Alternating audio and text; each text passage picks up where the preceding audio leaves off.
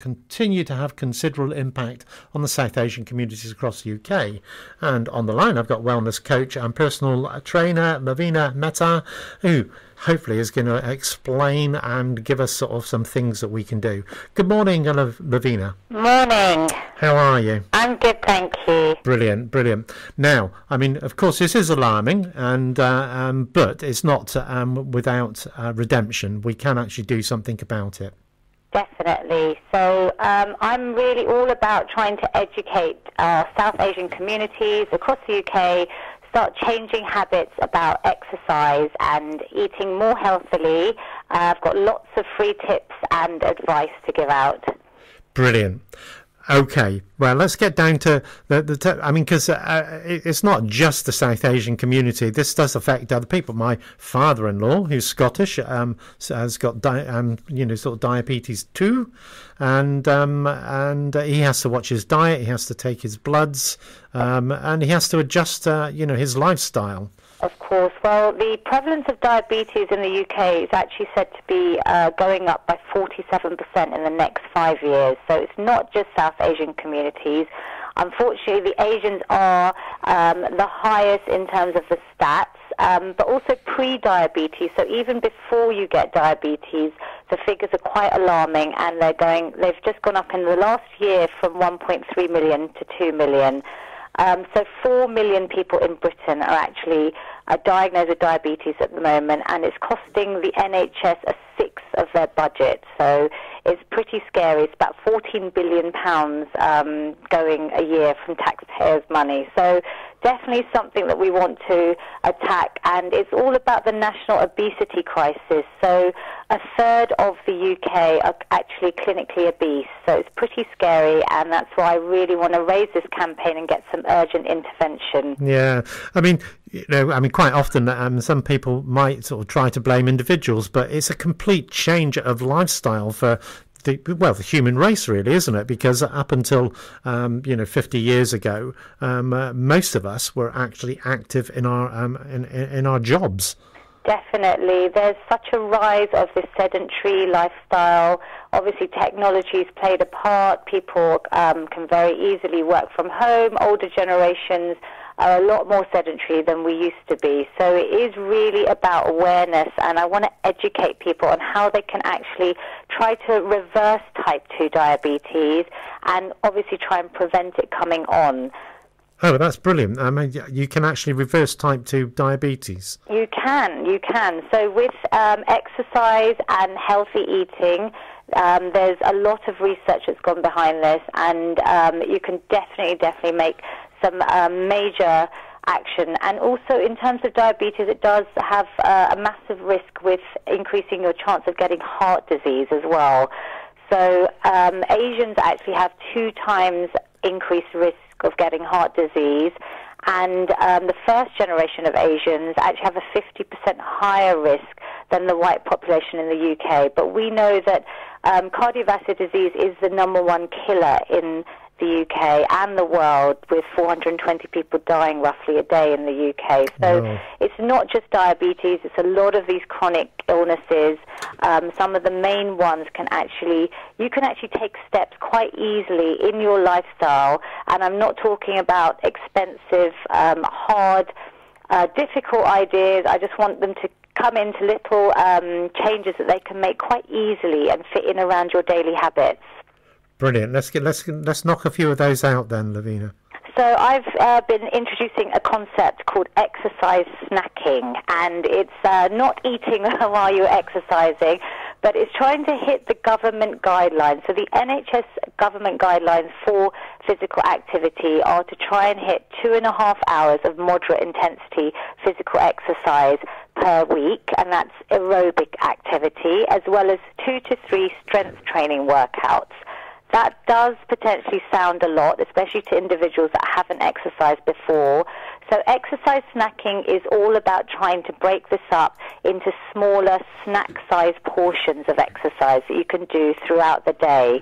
And exercise just as short as 10 minutes, there's research to show that that's effective in controlling blood sugar, which would really help people with diabetes. Brilliant, brilliant. Well, in actual fact, we do a show every day at about 2 o'clock, which is called 10 Today, and it's about doing exercise for 10 minutes. Amazing. Oh, great. So Bradford is definitely benefiting, and I think a quarter of Bradford's population is Asian, so I hope they're all listening. Well, I hope that the people that are listening within the communities, and indeed within the wider community, that are either sedentary, because we're talking about a build-up of body fats around the organs in the mid part of our bodies, aren't we? Yes, unfortunately, as Asians, we tend to build up the fat around the middle, like you're saying, and it's that visceral fat, which is the scary fat. It's quite hard to break up, and it builds up around your organs like the liver and pancreas, and it causes this insulin resistance where the pancreas can't work properly, and then it's leading to increased chances of having high blood sugar levels. So it's really important to try and maintain a healthy weight. There's indicators like the BMI, which you want to try and get within the healthy range of 18.5 to 24.9. And you can also take measurements, especially as a South Asian. If you go to the GP, they're going to check your waist measurement. And as a woman, adult, you want to be under 80 centimeters on your waist measurement. And a man should try and be aiming for under 90 centimeters. So it's this type of visceral fat that sometimes you can't see what's actually going on inside our bodies. And it's not just about looking good. I really want to emphasize the health benefits of exercise. Well, absolutely. I mean, being healthy makes you feel good. Whether you look good or not is entirely up to other matters. But I mean, doing exercise.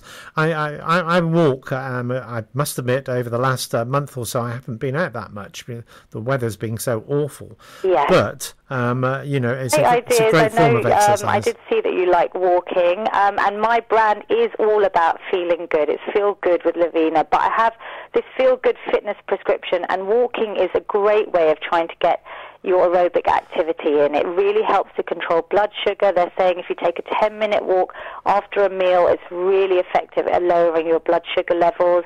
And if you try and hit 5 30-minute walks a week, it's said to increase your life expectancy by 3 years, and it can reduce your risk of stroke, heart disease, and diabetes by a massive 30 to 40%. So great to hear you love walking. I know the weather is not helping, so I have also invented these stair snacks, and there's been a lot of research around stair snacking, which is literally using a flight of stairs, which we all have access to in our homes or offices, and it's going up the stairs as quickly as possible, safely, 3 times a day, 3 days a week. And there was a study over 6 weeks how it increased the participants' cardiovascular health, fitness and strength. So use the stairs, use things that are accessible to us. I promote a lot of home workouts as well, so I have a lot on my Instagram and YouTube where people can just follow for free. Things like high-intensity interval training, and strength training is really important in terms of trying to prevent the loss of muscle mass, which we all experience once you turn 30, and trying to increase your bone density. So it's trying to prevent things like osteoporosis as well. So strength training workouts may sound alien to some, but there's some really easy moves that you can start off with without gym membership, at home, without any fancy equipment, just using your body weight. Yeah, and I think it's probably a good thing because, if you're doing it at home, to actually encourage some other people. Yes. Maybe some of the older people in the house that are, tending to be a bit more sedentary than they should be. If you do it together, just going for a walk, instead of getting into the car, walk down to the shops or something along those lines. Definitely, I think walking is therapy, and I love the mental health benefits you get, especially from being outdoors. But like you say, you can do it indoors. These home workouts are easy while the weather's not great, and if you are older, just look at some of the tips. There's a lot of free tips out there that you can follow. Brilliant. Lavina, thank you very much for joining us. Maybe you could just give our listeners a little pointer to where they can find information about the stuff that you're talking about. sure. I have a website. It's www.feelgoodwithlavina.com, and I'm on all social media. That's Instagram at feelgoodwithlavina. Brilliant. Thank you very much for Lavina. That sounds really positive, and it's really good to hear that this is a health issue is reversible. Yes. For type, I wish type everyone 2. Great luck on their fitness journeys. Indeed, indeed. Thank you very much for joining us. Thank you. Okay, all the best. Bye-bye. Bye. So that was Lavina Mehta, and she is a wellness coach and personal trainer. And as you heard, you can actually go on and find some stuff online, which she is giving advice and direction to.